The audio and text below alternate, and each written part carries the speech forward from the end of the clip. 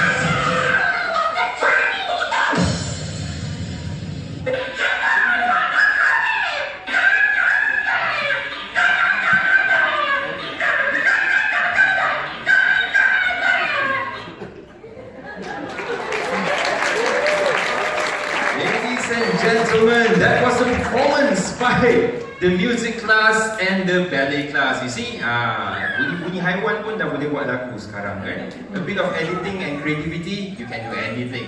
Ladies and gentlemen, a round of applause for them.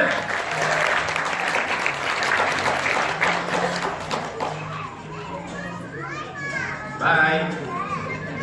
Takut kalau ke depan balik. Anyway,